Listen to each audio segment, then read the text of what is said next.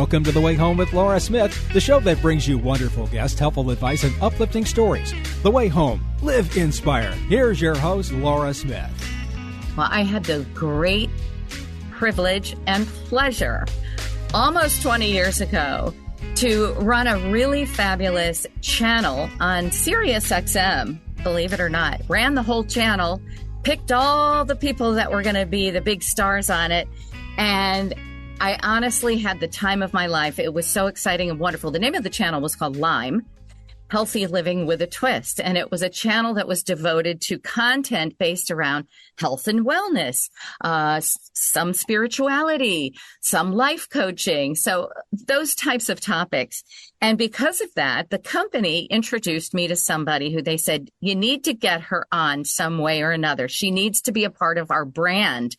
And you're going to love her. That was it. So I kind of felt at first like, well, maybe I don't have a choice, but then I got to know her and I didn't want her just a little bit here and there. I wanted her to have her own daily show because she was that good, that prolific of a writer, and one of the most interesting and funny human beings ever. And here she is still all these years later, my friend, a writer of over 30 books, with her latest out right now that is absolutely fantastic. It's called Your To Die For Life, How to Maximize Joy and Minimize Regret Before Your Time Runs Out. Karen Salmonsohn, thank you for coming back on the show. Oh, it's so great to be here. And I love how our friendship has bloomed in all of these 20 years too. And I just adore you. And thank you for all those lovely things you said. And the feeling is right back at you. Mutual love, mutual respect.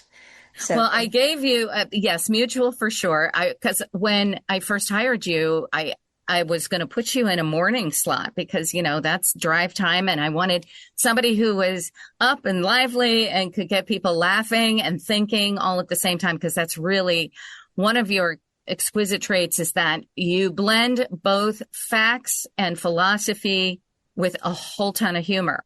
And I think that's what sets you apart from everyone. So you were on, I believe it was 8 a.m. every morning for an hour, followed by Mel Robbins, who was on at 9. And so I had these two powerhouse gals 20 years ago.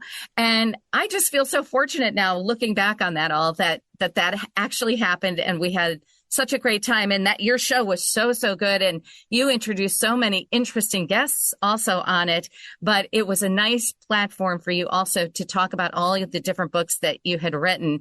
And so this new one, like the others, is compelling.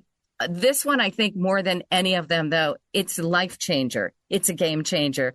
Talk to us about your To Die For Life. This book has been brewing in me for so many years. Do you know what? As you were talking, I was thinking it was inspired by my dad's passing. And I think my dad passed during the time that I had my show on Sirius. I think I remember that I said I had to go home. And I do remember that. I think it was because he passed around 20 years ago. Okay. I've been wanting to write this book since my dad passed. His death was a real wake-up call for me. And it really, I say death is the best alarm clock. You know, it's a lot of things, but it can be a wake-up call if you let it, that life is short. Like we say that all the time. Like we hear that, but it just sounds like something you see on a pillow. But when you experience the death of a loved one, and it's like the rug being pulled, you realize like it is fleeting. We're here and then we're not. And it's up to us to make that here part as meaningful as possible. And that's what happened when my dad passed away. I was the one that was chosen to give the eulogy because I'm a writer. And after I wrote his eulogy, I started thinking about, well, what will people say? And what do I want people to say? What do I want my life to be? And so I wrote my own eulogy, which a lot of people thought was kind of a little morbid at the time. Yeah. But people write business plans, like their 5-year business plans. So why don't we write like a mission statement for our life? And it really helped me. And it woke me up to realizing that I really needed to get going with starting a family, that I was working very hard, but loving what I was doing. Sometimes when you love what you do, you almost don't notice that you're working hard. But I was working so hard and I kept saying, I'll have a family someday. I'll have a family someday. And mortality awareness makes you aware that someday is a liar. Like we all live like we have 700 bonus years stored in a drawer somewhere. We could just pull them out, but there are no bonus years and you never know. And so my dad's death woke me up more to having a family than my own biological clock. And what's weird is my dad died on August 27th, and 4 years later, my son was born on August 27th, like a wink from my dad saying, good going, Karen. So yes, he might have hand delivered him himself, yes. from the great beyond and from heaven. Isn't that a beautiful thing? But I hear what you're saying. I remember one time thinking to myself years ago, what would I want written on my tombstone? And even that, I thought, well, Laura, that's kind of morbid. But then I thought, no, I want to get an idea of who I want to be while I'm here, so that it would be memorable enough to put on a tombstone. So I think you're really onto something here. But you did, as you do with all of your amazing books, your Be Happy, How to Be Happy, Damn It was the first one that I read of yours. And you wrote the Bounce Back book. You have all these beautiful sort of life hacks, but they're filled with studies, research, psychology, you name it. You've got it all in there. But then like you say, it's almost like a stand-up comedian is delivering it because you have this incredible sense of humor.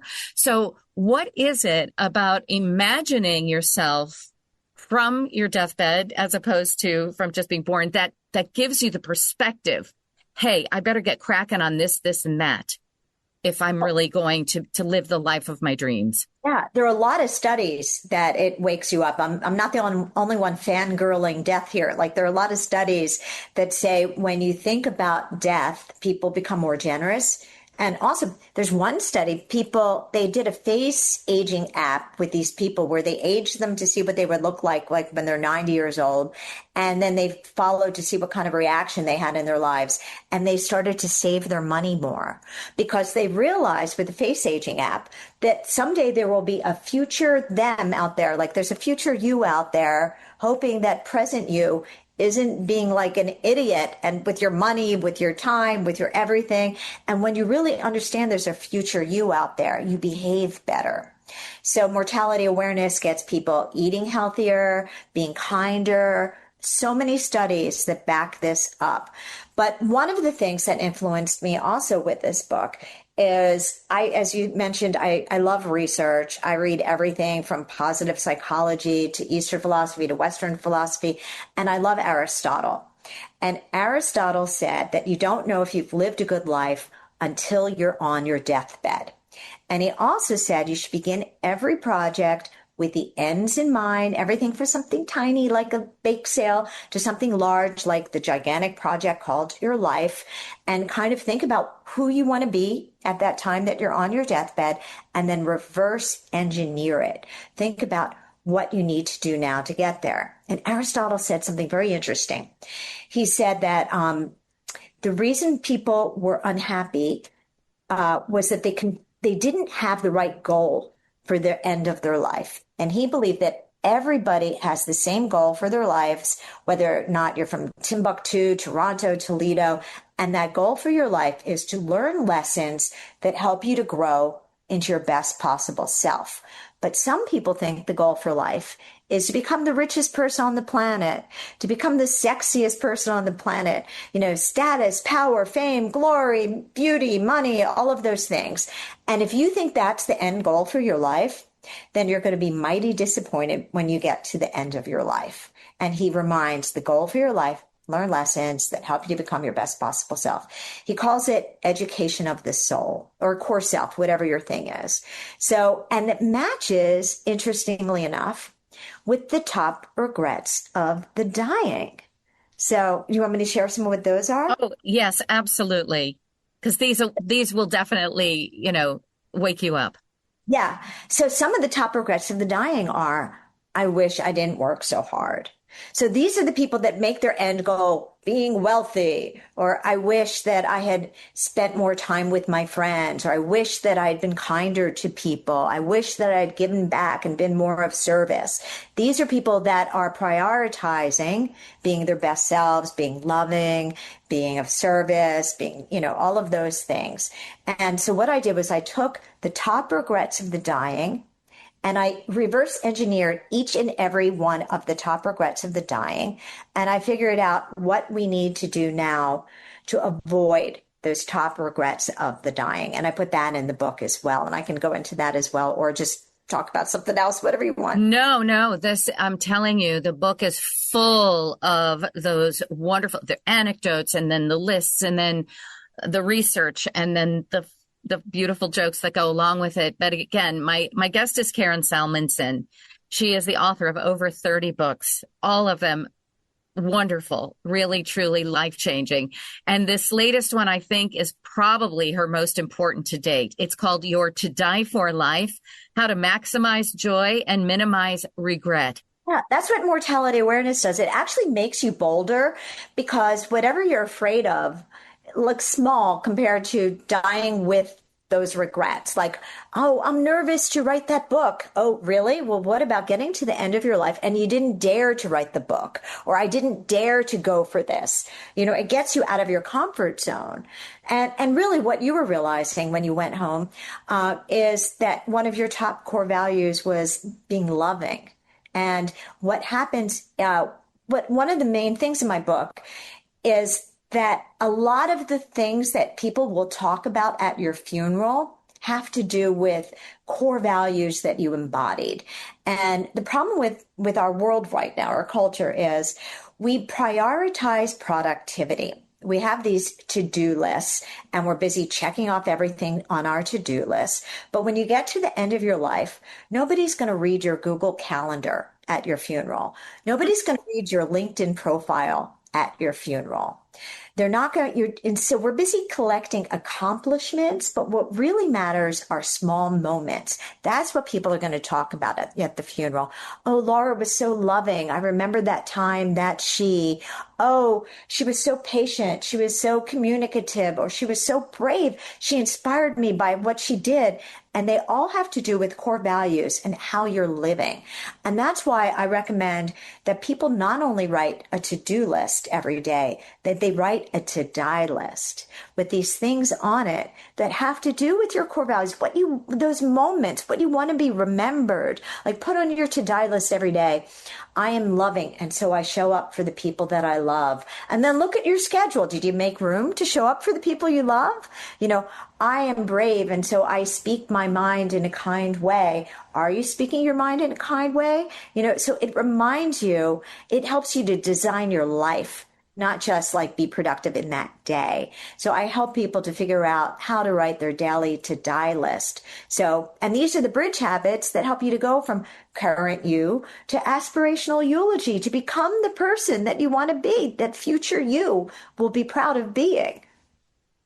Absolutely. And I think about you, and when you told me you were having a baby, and, I already had like a 20-year-old at that point or something. And I remember thinking, I've such incredible bravery and just the chutzpah to do it when you decided to do it in your life. And then the remarkable son that you have in Ari, he's equally as talented and brilliant as you are. And that was one of the first times I realized, like, this is a woman who literally lives what she talks about and what she writes books about.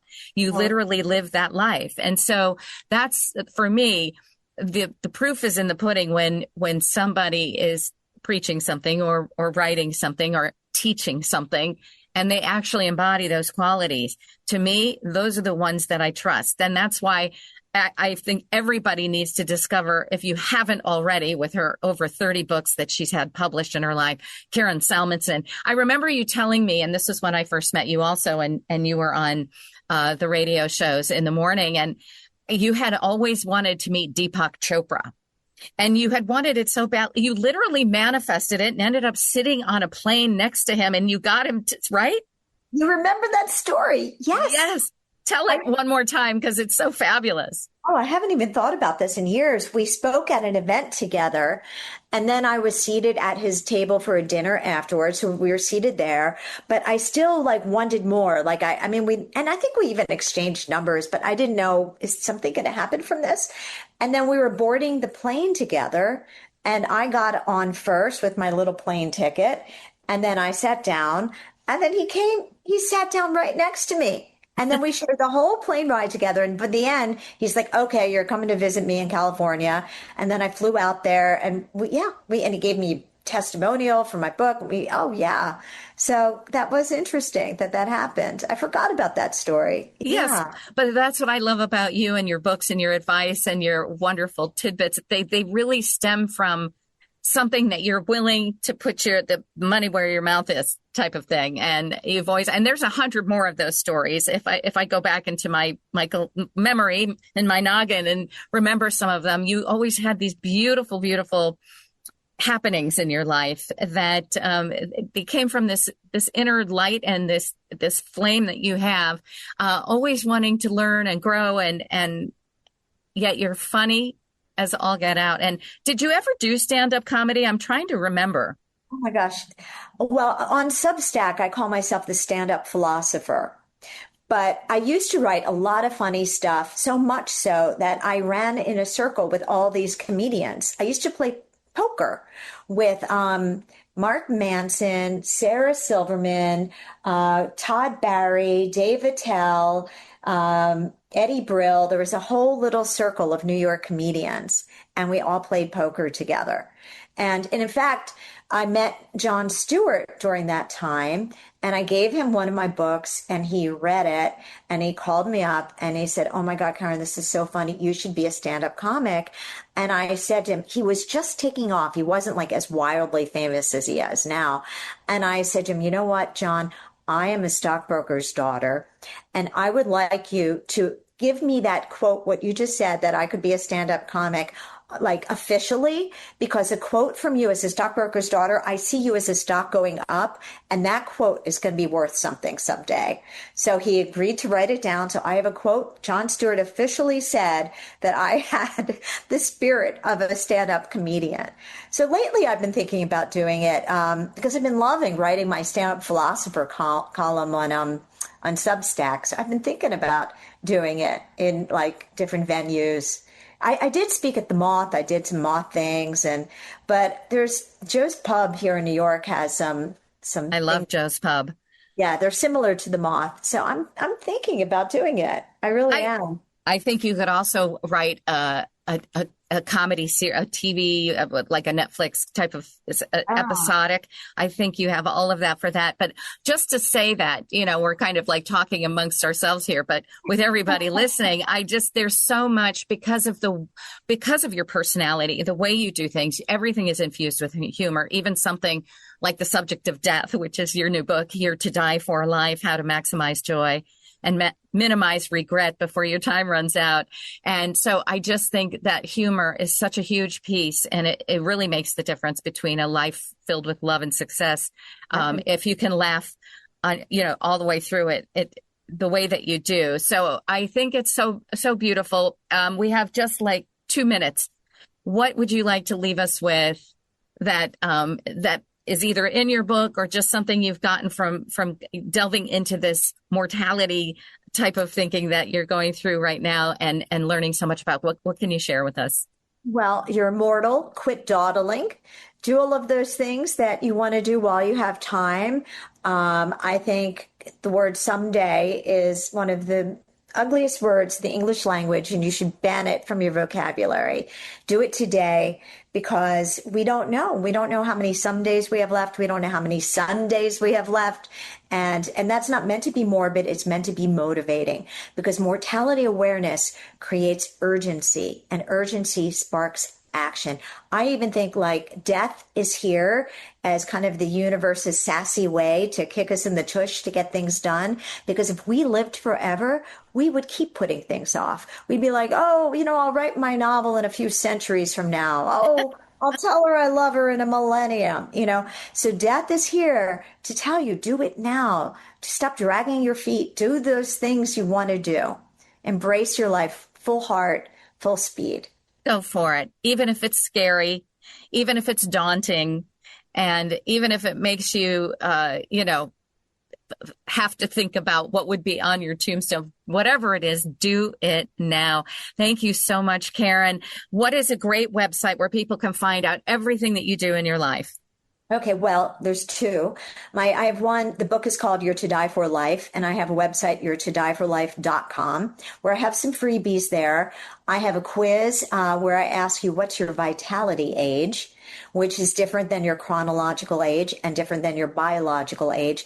Vitality age is how much life force you have left in you, because that's what's going to have you living your to die for life. How much you feel that fire within you to live your most passionate life. So I have a quiz there on what's your vitality age.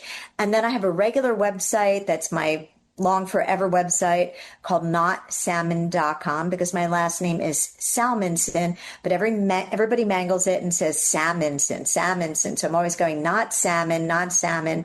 So that's my other main website. And then I'm available on social media across the board under Not Salmon, Instagram Not Salmon, Facebook Not Salmon, and my Substack Not Salmon. Although it's the Stand-Up Philosopher, you can find it by looking Substack/Not Salmon. And I'll just tell how to spell your last name. It's SalmanSohn, Karen Salmonsohn. You're to Die for Life. Get the book. It's a game changer, and you will love it and laugh throughout the entire thing. Karen, I love you. Here's to another 20 years and another 20 books for you, and heaven knows what else. So thank you so much. Oh, thank you so much. Thank you. You're listening to The Way Home with Laura Smith. Once again, here's Laura.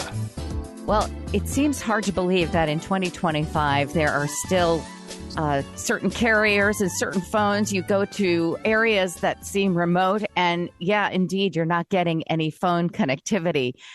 Even after all these years, it seems like, something could be done to correct that. Well, apparently there is now. There's a new frontier in connectivity.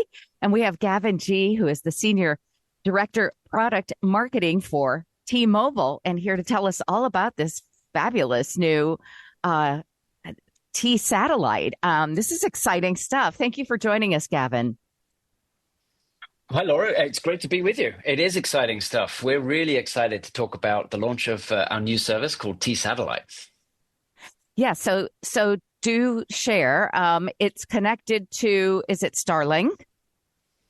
Yes, that's right. We've been working hard over the last few years to build a new service, working in close partnership with Starlink, where we're bringing together the technology of satellites with the wonderful capabilities of our network to bring a unique connectivity experience for our customers, allowing them to automatically connect on basically any device from the last 4 years in any place that they can see the sky in the United States. That is incredible, because right now we're basically getting things from cell towers that we've been using probably for years, right? That's right. In that, the traditional core networks, terrestrial networks, as we call them, run over towers that are built. And the fun part of that is T-Mobile actually has the most towers in America, with over 82,000 and growing. And so we continue to invest in our core network. But the reality is that there are over 500,000 square miles in the United States that no carrier has access to. That's not just T-Mobile, that's anybody. And so that's a real problem, both for people living their day-to-day lives, but also in emergency situations. And so that's really the power of T-Satellite, is really trying to find a way to end the world of dead zones. So let's say that you have a phone that is not older than 4 years, and you are with T-Mobile. You get to one of these remote places that normally wouldn't be able to get connectivity. And then what happens in the process? Does your phone just automatically link up with the satellite and there's no disruption? It sure does. And that's really some of the magic here. In that one of our goals was to make this really simple for people to use. And so they don't have to worry about, taking a phone out, waving it at the sky, trying to get connectivity. This was all about just going about your day to day as normal. And so if you've got an eligible phone, which is like 60 plus phones, and you head out into the wilderness and there's no terrestrial coverage, your phone automatically switches over to the T-Satellite network, and you can continue to send messages to friends and family, to text 911, or receive, importantly, wireless emergency actions alerts. Very cool. And so what does this mean for pricing? Is it a large, a new premium that you have to tack on to your normal regular premium to pay every month? Well, here at T-Mobile, we're all about customer value as well, not only just about the best network. And so for any customer that's on our best network plans that include things like Experience Beyond and Go 5G Next, they get T-Satellite for free. It's included in the bundle. And so, one, that's just a really great incentive to come on over to T-Mobile. But secondly, if people just want to have T-Satellite, they can also choose to buy T-Satellite as a standalone offer, and they can buy that for $10. I would also say that whilst we do have the best network, and we'd encourage our friends over on AT&T and Verizon's networks to come over to T-Mobile, they can also purchase T-Satellite as a standalone subscription for $10 a month as well. Gosh, that's really incredible. And so has this already begun, or is the rollout happening slowly, or when can we expect this to be like a daily thing for everyone to be able to switch if they would like to and start to use it?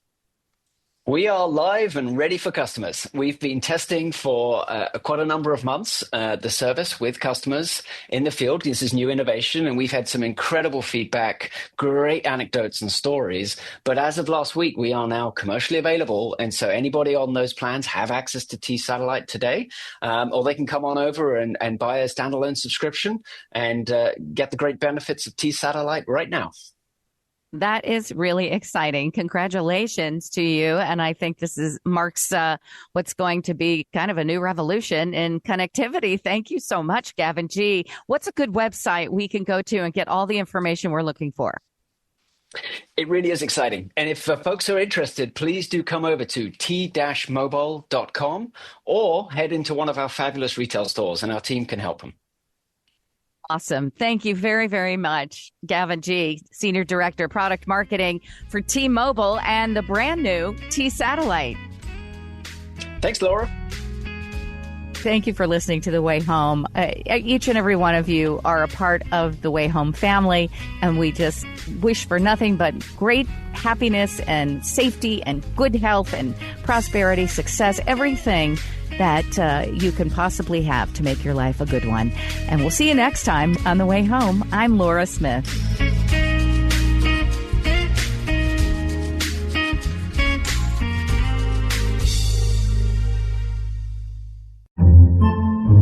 Podcasts by Federated Media.